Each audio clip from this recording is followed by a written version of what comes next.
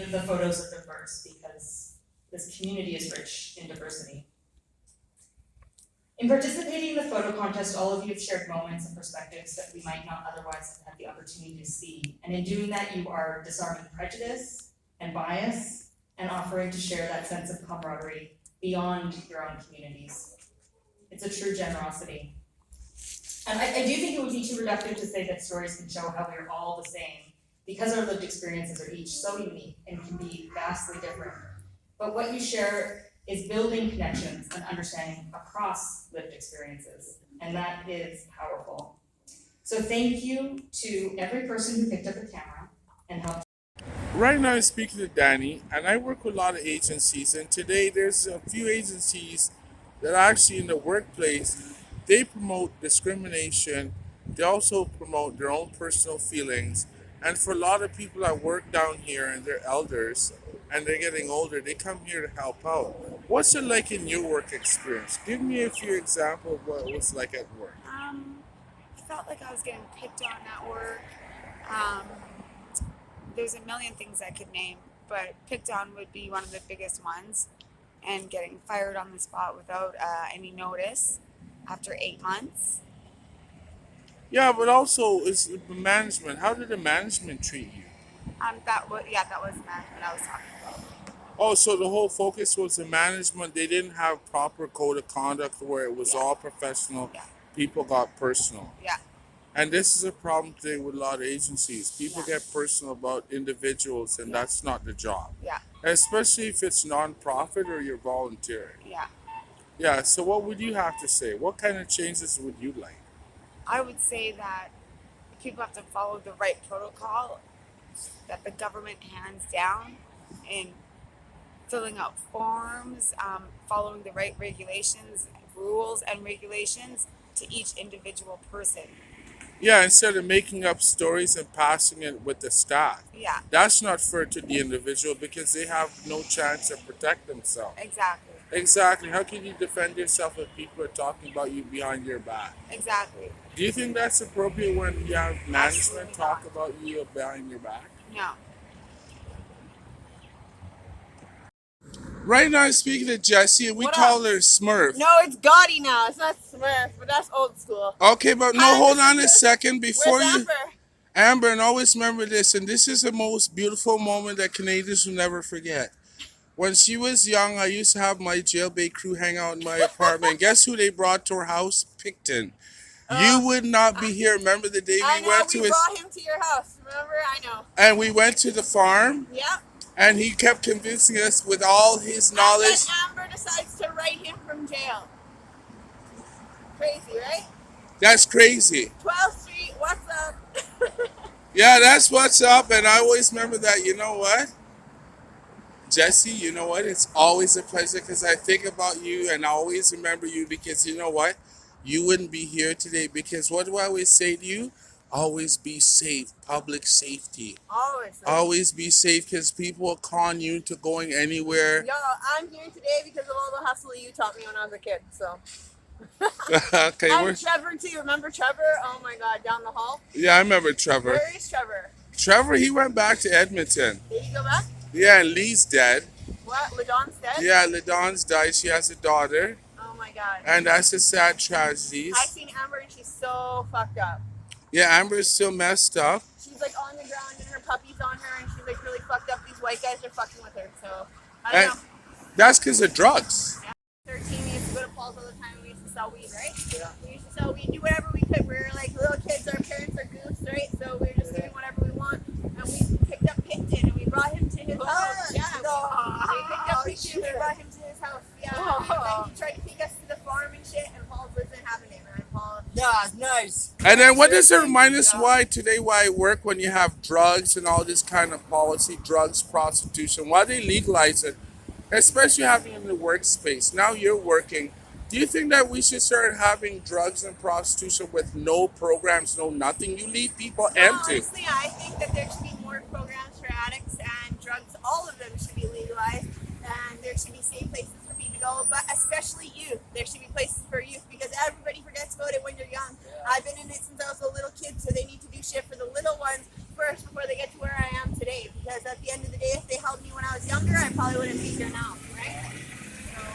Right now, I'm speaking with Alice and Rosie, and they love Megaphone magazine. But most of all, they worked at 312. Now, there's a few things about 312s I'd like to share with you. You see, their overall executive staff, they haven't moved forward since COVID. A lot of people have come and gone there. They rent out rooms for people to have meetings, but they've never brought the community together. What do you think about that? That was the whole focus of having 312s, giving all walks of life a chance at a job where they could build on their life and their career. What would you have to say? I think that should be the final purpose of that building. I moved away a while ago. I don't know what happened with it, but I think I agree with you. There should be the purpose ultimately. That would be the purpose, because right now they're renting out rooms for people to have events. So why are they renting it out? They should be like permanent places for people to go there to an employment center to make that big difference.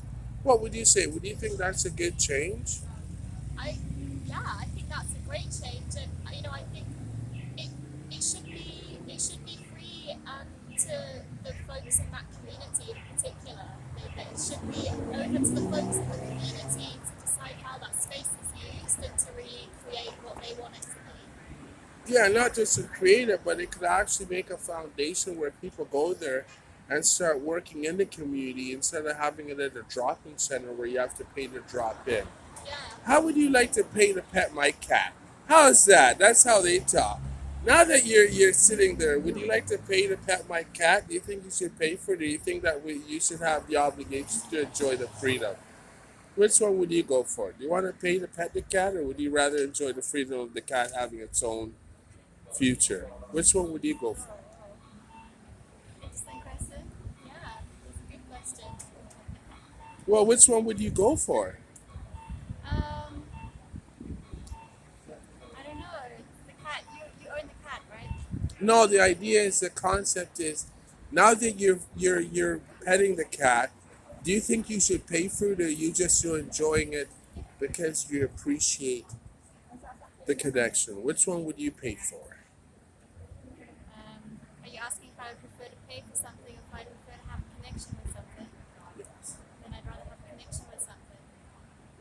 Well, that's the focus of 312s. People come there to have a connection with the community. Have yourself a nice day. Right now I'm with Ben, and he's also celebrating, and I've known him, and I love CTV. But you know what I love most of all?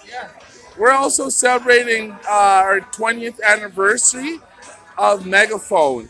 And I know you support Megaphone. And you know what I love about most of all? You're on the drive. Why do you love the downtown east I side? thought you were taking a photo. Are you making a video of me? Always. Why do you love the downtown east side? I love the downtown east side because of the people that I meet there that contribute so much to the fabric of the community. And you know what I love the most? Is CTV shares their story, and the rest of the country knows that we're here to make a big difference. And thank you so much. You're an animal lover. What's it like having an animal in your life? Well, it adds another dimension to your life. If you had a hard day and you come home and you've got a little critter like this that's there to greet you and they're happy to see you no matter what you've been through that day, it makes a big difference. That's why I got my bad kitty at home, because he made my day, and I hope you make your day. Have you take care. Right now I'm speaking with Stefan, and Stefan works with different programs. And thanks to organizations like Megaphone, that they feel that if you don't have like your total, what they call subsidized living, you could work with other agencies. Well, you work down here and you've been down at the Binners, and I want to ask you something. While we've been with the Binners, I brought you the Binners. I've never got the $10. I What do you think know. about that? What's it like being with the It's Binners? not fair because the reward of the winner, refer someone, you're supposed to get $10. And I did refer 4 people so far. I got all my $10. Now, because of Paul, I'm a winner today. Only because of Paul, because I didn't know nothing about the winner until Paul told me about winner. And then you know what? He You know the encouraged me sad to part become is, a bidder. you work at the staff with security. He tells people don't talk to Paul because, yeah, what's it like when someone target you? I know the lifestyle you lead. What if I started making fun Every of time you? Paul tried to talk to Sean, he's trying to change the subject, say, "Oh, I have no time, I'm busy, I have other things to do." But just because he tried to avoid Paul, which is not fair for Paul, because Paul is a good man and he deserves to be listened. So hopefully he get his $10 because he deserves it. Not just the $10, the fact of the respect of the Project. project. And working together as a team Yeah, exactly. with core values. Because if I went to Julia and our boss and I brought up this subject, she'd be like, "Excuse me, we don't play that game. Okay, that We game. take care of our staff." Exactly. That's why I love Megaphone with all our Oh, challenges. Why do you love Megaphone? Right now, I'm speaking to Makita, and she's been down the downtown east side for a long time. And that's not even like her and me. We've changed her life. We've turned her life around, and we love to work in the neighborhood. Well, while we work in the neighborhood, we have agencies that represent us, and we like their staff to be professional. Now, I'm with the Binners, and I know Ed, and Ed has a history in the neighborhood. And these are one of the locals that interaction with Ed, who's supposed to represent us because he works in management, and she had interaction with Ed. Can you just explain to me a little bit of what happened? We were working at the 141, which is one of the neighborhood businesses that was first responding to COVID and the closure of many amenities that people in the neighborhood relied on. Ed was one of the drivers, and one of the experiences that I had with the whole organization was they were taking the majority of the goods for themselves, then reselling them or using them for personal good. And then I was part of a lockout because I simply asked them not to serve marijuana to my minor child. And somehow Ed's ex ended up with my laptop. Ed had many of my crates that I purchased for my catering company in the back of his van, flying ignorance. And the funny thing is, I met Ed and the organizer when I was at my shop on Gore and donated a sink to this enterprise for the back bathroom. They have still my basketball hoop. I've lost thousands of dollars worth of my catering equipment and had to change the nature of my business as a result. So there's a lot of people who come down here to prey upon the neighborhood, to prey upon the vulnerable, to put money in their pocket and forget professional decorum. It's all about self-serving. And I thought they were in the business of serving the people in need, not the needs of themselves. Well, you have yourself a nice day. I And always do. there's no more words you can say. That's the truth. It's the People truth, should Rick. come down here to help the I people and will not. repeat it again. And my dad always told me the truth takes care of himself. You ask me the same story next week and it won't change. Thank you. Right now, we're talking to one of our senior coordinators, and I'm at Mission Possible. And one thing about this staff is you can come in here and tell them every story. But one thing I love about the staff here is they care about the people. Why do you care about the people down here? Man, that's a good question. Yeah, they're just amazing people, and so many have had really difficult experiences, and yeah, a lot of difficult lives. And for me, just being able to learn from them, to be with them, to share life, and be able to share my gifts with them is a real blessing to me. And just find the people here, so many are so warm and so caring, and just really have welcomed me in this community in a really amazing way. And that's what's kept me here for the last 15 years is the amazing people.